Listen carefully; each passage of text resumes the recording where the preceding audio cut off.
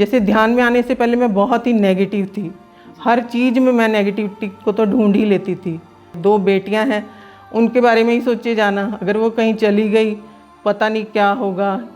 ऐसे कोई प्रॉब्लम की वजह से या किसी बीमारी की वजह से हम ध्यान में नहीं आए।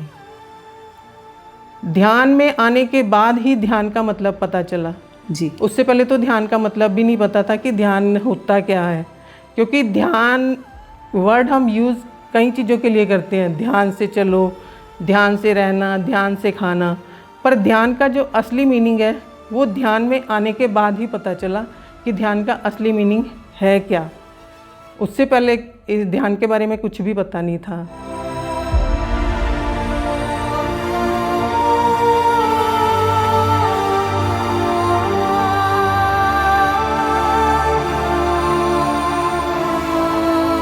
पीएमसी के हिंदी दर्शकों को अरुणा सहगल का नमस्कार। आप सबका आत्मा की यात्रा में स्वागत है। पति सर को बहुत बहुत धन्यवाद करते हैं हम, नमन करते हुए कि उन्होंने हमारे लिए अपने हीरे तराशे हुए एक एक हीरे को अलग अलग रूप में हमारे सामने रखा है। आज हम मिलने जा रहे हैं अनमोल पिरामिड मास्टर विभा जी को, जो चंडीगढ़ से हैं। विभा जी, आपका स्वागत है इस सत्र में। विभा जी पिछले 10 सालों से पिरामिड स्पिरिचुअल सोसाइटी के साथ जुड़े हुए हैं और ध्यान करते हैं। उससे पहले इनके पतिदेव भी ध्यान करते हैं और अब हम आगे की यात्रा इन्हीं के माध्यम से सुनेंगे, इन्हीं की वाणी से। नमस्कार सर, आप हमें अपनी जीवन की यात्रा के बारे में बताएं कि आपका अध्यात्म में आने से पहले का जीवन कैसा था। सबसे पहले मैं पितामह पत्री जी को आत्म नमन करती हूँ और उसके बाद सभी मास्टर्स को मेरा नमस्कार। मेरा नाम विभा काम्बुज है और मैं चंडीगढ़ से हूँ। जो मेरा जन्म है एक आर्य समाज परिवार में हुआ था, जो लोग मूर्ति पूजा के बहुत खिलाफ थे और मुझे मंदिर में जाना बहुत अच्छा लगता था और वो लोग इस चीज़ के बिल्कुल अगेंस्ट थे। तो वो मुझे मना करते कि नहीं, मंदिर में क्या रखा है मेरे दादाजी, मंदिर में कुछ नहीं है, जो कुछ है सब आपके अंदर है, अगर जाना है तो अपने अंदर जाओ। उस टाइम तो ये बिल्कुल ही पता नहीं था कि अंदर जाना कैसे है और क्या रास्ता है इसका जाने का। तो ये सब चलता रहा। फिर 1991 में मेरी मैरिज होगी। तो जो मेरे हस्बैंड हैं वो गुरु परंपरा वाले थे और शिव जी के भक्त थे। तो उन्होंने मुझे भी इसी लाइन में कहा आने के लिए, खूब पूजा पाठ करी। वो भी करते थे तो मैंने भी किए, गुरु के मंत्र थे वो पढ़ते थे तो मैंने भी किए। तो वो सब कर चल रहा था, पर फिर भी कुछ कमी थी, मन अशांत ही था, शांत नहीं था। तो करते जा रहे थे, चलता जा रहा था। तो फिर 2011 में जब मेरे हस्बैंड ध्यान में आए, एक्चुअली मेरे हस्बैंड को मतलब मंत्र जाप के दौरान ही ना कई अनुभव ऐसे होते थे जिसकी वजह से वो खुद डर जाते थे। तो जैसे एस्ट्रल ट्रैवल का होना, तो उनको हमारे साथ बात करते तो हमें भी पता नहीं था कि क्या है ये क्या नहीं है, तो हम खुद भी डर जाते उस चीज़ को। तो वो कहते कि क्या नाम, उनको ये चीज़ वैसे अच्छी लगती थी क्योंकि ये एक अनुभव है, अगर जो कर लेता है तो वो उसी को ही पता होता है कि उसमें कितना आनंद है। तो जब उसका रास्ता उन्हें मिल नहीं रहा था उसके आगे की जर्नी का कि अब मैं क्या करूं, तो ऐसे ही वो एक बारी अपने ऑफिस में थे तो वहाँ एक मैम आई। तो उन्होंने ऑफिस में ध्यान के बारे में बताना था, तो उन्होंने इनको ध्यान के बारे में बताया। तो इनको लगा जैसे जैसे वो ध्यान के अनुभव मैम बता रहे थे और वैसे वैसे ये उन सारे अनुभव को मेरे हस्बैंड अपने अनुभव से कोरिलेट कर रहे थे कि वो कहने लगे कि जो भी मैम आप अनुभव बता रहे हो वो सारे तो मैं डेली मैं कर चुका हूँ सारे ही। तो वो मैम बहुत खुश हुई। तो वो कहने लगे कि ठीक है, अब आप ये जो अनुभव आप कर चुके हो यही अनुभव आप अपने ऑफिस में बताओ अपने स्टूडेंट्स को। तो वो उस टाइम तो थोड़ा हेजिटेट किए कि नहीं मैं तो नहीं बता पाऊँगा। तो फिर जब उन्होंने अगले दिन क्लास ली मैम ने, उसके बाद जब बच्चों के अनुभव सुने तो फिर मेरे हस्बैंड को भी लगा कि क्या नाम इतने छोटे छोटे बच्चों को इतने अच्छे अनुभव हो रहे हैं, जब ये बता रहे हैं तो मुझे भी अपने अनुभव शेयर करने चाहिए। तो फिर उन्होंने अपने अनुभव शेयर किए। तो फिर उन मैम ने ही उन्हें कहा कि क्या नाम अब आप ये मंत्र जाप छोड़ो और ये आनापानसति ध्यान इसको अपनाओ। तो वो 1 महीने से कर रहे थे। 1 महीने के बाद उन्होंने मुझे ये करने के लिए कहा कि ऐसे ऐसे है, तो मैं तो 1 महीने से कर रहा हूँ, तुम भी करके देखो, अगर अच्छा लगेगा तो ठीक है। साथ ही उन्होंने मुझे एक आत्मा की यात्रा बुक दी पढ़ने के लिए, तो वो बुक भी मैंने पढ़ी। और 11 अप्रैल 2011 को मैंने फर्स्ट डे ध्यान किया, और वो मैंने शुरुआत में 15 मिनट किया। तो वो मुझे इतना अच्छा लगा, उस 15 मिनट में ही मैं इतना रिलैक्स खुद को महसूस करने लगी। और उसी दौरान मुझे क्या नाम अपने पास्ट लाइफ भी दिखे। आपके लिए ये बहुत अच्छा अनुभव रहा, क्योंकि आपके परिवार के अंदर ही ध्यान सिखाने वाले मौजूद थे, तो आप आसानी से सीख पाए। तो आपकी जो पद्धति थी, पहले आप मंत्र जाप करते थे और उसके बाद आपने मंत्र जाप को छोड़ के, क्योंकि आर्य समाज में भी मंत्र तो पढ़े जाते थे, मूर्ति नहीं होती थी, तो आपको कैसा लगने लग गया एकदम कि आप अपने साथ बैठना शुरू हो गए? अपने साथ बैठने का अनुभव तो मुझे वो मंत्र जाप वो मैं करती थी, आर्य समाज के मंत्र भी वो भी मैं करती थी उस टाइम। और जो अपने साथ बैठने से जो शांति मुझे महसूस होने लगी, वो मंत्र जाप करने से मुझे नहीं मिलती थी। क्योंकि मंत्र जाप कर रहे थे फिर भी अशांत थे, फिर भी कोई कमी थी, मतलब अंदर ना, जो कमी मेरे को ध्यान में आने के बाद पूरी हुई मेरी वो। जी। तो इस तरह मेरी ये ध्यान की यात्रा चलती रही। तो आपने शुरू में ध्यान को बढ़ाया या उसकी कंटिन्यूटी आपने कंटिन्यूसली कितने दिन किया ध्यान? ध्यान मैंने रेगुलर रखा तब से, 2011 से। हाँ, टाइमिंग मेरा जैसे शुरू में कम था, उसके बाद धीरे धीरे टाइम भी बढ़ना शुरू हो गया। 15 मिनट से आधा घंटा, आधा से 1 घंटा जी। अब मैं मैक्सिमम 3 घंटे तक तो बैठ जाती हूँ आराम से एक वन टाइम में। और कभी भी जैसे रात को भी 2 बजे आँख खुल गई तो 2 बजे बैठ गया, 4 बजे आँख खुली तो 4 बजे बैठ गया। तो ये सब चल रहा है कंटिन्यूसली। इस ध्यान को कभी भी कहीं पर भी कर सकते हैं? इस ध्यान को हम कभी भी कहीं पर भी किसी भी टाइम कर सकते हैं। इस ध्यान में आने के बाद जैसे पहले हम मंत्र जाप करते हैं या पूजा पाठ करते हैं, उसमें हमें होता है कि हमें नहाना है, नहाने के बाद ही जोत जलानी है या जो भी करना है। ध्यान के लिए इस टाइप का कोई भी बंधन नहीं है।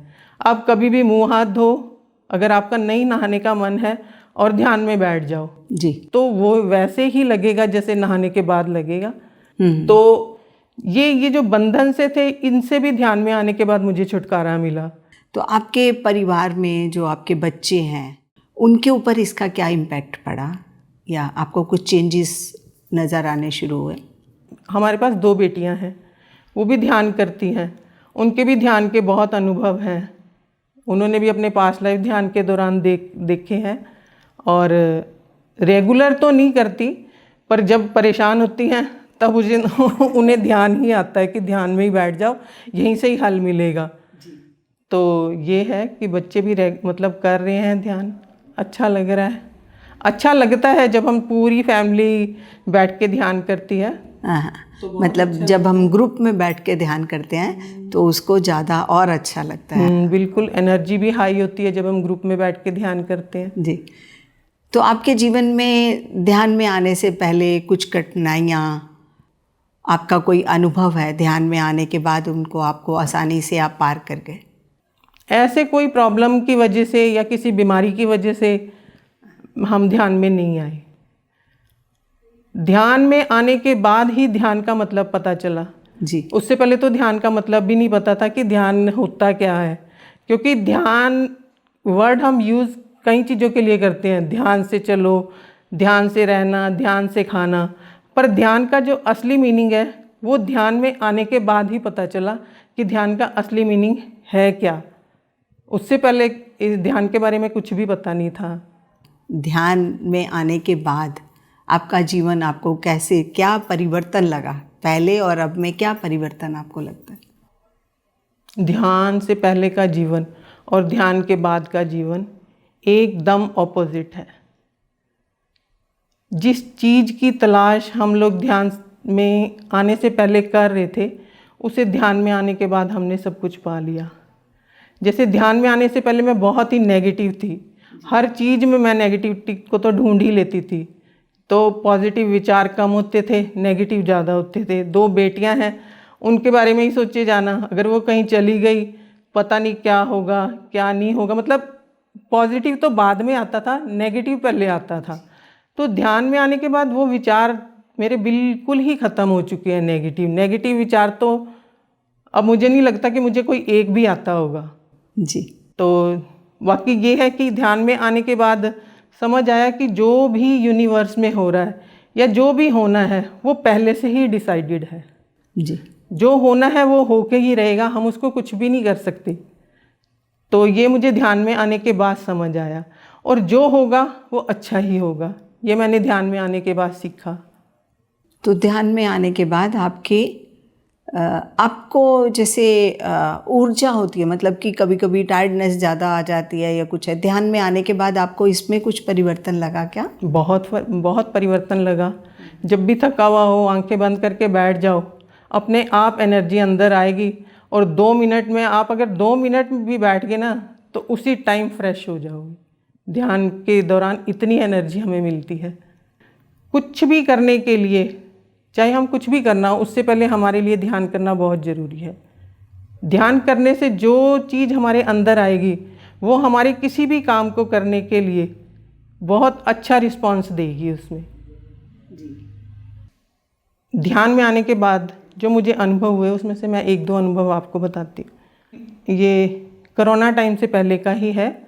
जैसे ही लॉकडाउन शुरू हुआ उससे पहले मैं एक बार रात को सोई तो मुझे ना काफ़ी सारे ईगल्स नज़र आए सपने में। जैसे मेडिटेशन करने के बाद मैं लेटी तो उसके बाद ईगल्स नज़र आए, तो मैं सोचने लगी कि ये क्या है, मतलब क्यों नज़र आ रहे हैं ये मुझे, इनका क्या मतलब है।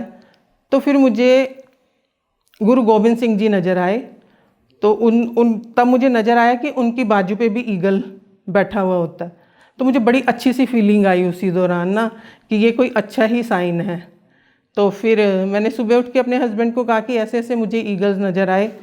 तो उसके बाद फिर भी मेरे को थोड़ा वो लगा, तो मैंने इसको गूगल पे सर्च भी किया कि इसका मतलब क्या है ईगल्स का दिखना। तो उसमें आया कि आध्यात्मिकता की शुरुआत। जी। तो वो मतलब इस सपने के बाद मेरी वाकई ही क्या नाम, पहले मुझे इतने अनुभव नहीं होते थे, तो उसके बाद मुझे एकदम लगातार अनुभव होने लगे।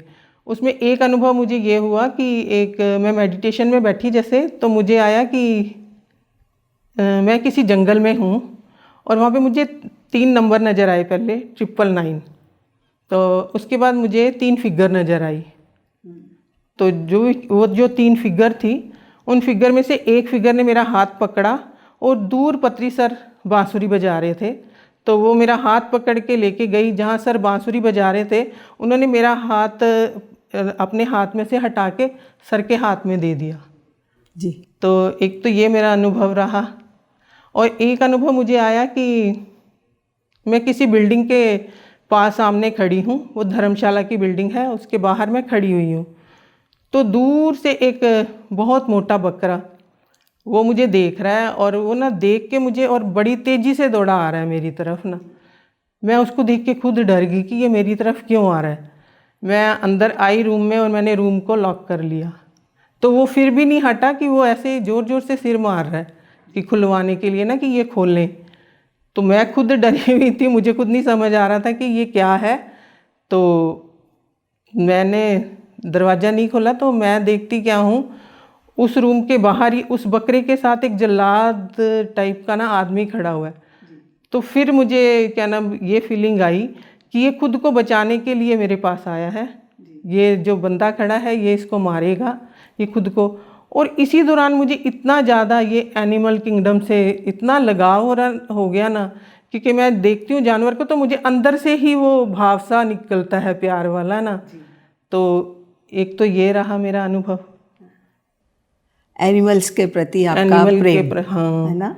तो आपका एनिमल्स के प्रति, पेड़ पौधों के प्रति। प्रकृति अब के कोई साथ भी हाँ आप, कोई काटता है तो मुझे लगता है कि नहीं काटना चाहिए यार, ये क्यों ऐसे करते हैं। हाँ हाँ हाँ, ध्यान के बाद मेन जो ये चीज़ आई है ना कि कुछ भी यूनिवर्स में कुछ भी गलत नहीं है। जी जो हमें थोड़े टाइम के लिए गलत लगता भी है, उसके बाद हमें थोड़े टाइम के लिए लगता है कि जो ये हुआ है ना ये भी बहुत अच्छे के लिए ही हुआ है। जी ध्यान में आने से पहले और ध्यान में आने के बाद लाइफ में जो चेंज आता है, हमें जो गुस्सा आता है वो हमारा धीरे धीरे कम होने लगता है। और जो परेशानियां होती हैं वो परेशानी, ऐसा नहीं है कि लाइफ में परेशानियां आनी बंद हो जाती है ध्यान के दौरान। जी वो परेशानियां तो आएंगी ही, वो आती ही हैं, पर उनसे कैसे निकलना है और कैसे हम लोग निकलते हैं उसका हमें पता भी नहीं चलता। तो मैं सभी दर्शकों को यही कहना चाहूँगी कि वो सब भी इस ध्यान को अपनाएं और इस ध्यान के लाभ को उठाएं। ध्यान को अपनाने के बाद और फिर इसके द्वारा जो अनुभव उनको होंगे वो उनको पता भी नहीं चलेगा उनकी लाइफ इन अनुभवों के दौरान कैसे स्मूथ चलती है, कैसे स्मूथ चलती है। तो आपके माध्यम से हमने समझा कि जब हम सांसों के साथ रहते हैं तो जीवन का बहुत बड़ा परिवर्तन आता है और हम हर चीज़ को समझने की क्षमता रखते हैं। तो हम सबको ध्यान करना चाहिए सांसों के साथ, जो पत्ती सर ने बहुत आसान बना दिया। केवल अपनी आती हुई और जाती हुई नॉर्मल श्वास को हम महसूस करें। बिल्कुल बिल्कुल, हम सबको इस आनापानसति ध्यान को अपनाना चाहिए। इसी ध्यान की विधि के दौरान अपने आप को, अपनी लाइफ को आगे बढ़ाना चाहिए। जो हमें पत्री सर ने इतना अच्छा और इतना आसान तरीका ध्यान का बताया, हम सबको इसी ध्यान के तरीके को अपनाना चाहिए। मैं सभी से यही अनुरोध करूंगी कि आप सब इस ध्यान के तरीके को अपनाएं और अपने जीवन को सफल बनाएं। बहुत बहुत धन्यवाद आपका विभा कंबोज जी। अभी मैं सभी दर्शकों से प्रार्थना करती हूँ कि सब अपने ही सांसों के साथ रहने की आदत डालें। इसमें किसी बाह्य सामग्री की ज़रूरत नहीं है। आपके अपने श्वास हैं, अपना शरीर है और अपना समय है। आशा करते हैं कि आप सब इस रास्ते को खुद अनुभव करेंगे और आप भी एक दिन हमारे PSSM के एक रत्न बन जाएंगे। आप सबका बहुत बहुत शुक्रिया, बहुत बहुत धन्यवाद। आज के इस आत्मा की सीरीज़ में हमने विभा जी को सुना। अगले सत्र में हम और किसी पिरामिड मास्टर को सुनेंगे। आप सबका बहुत बहुत धन्यवाद।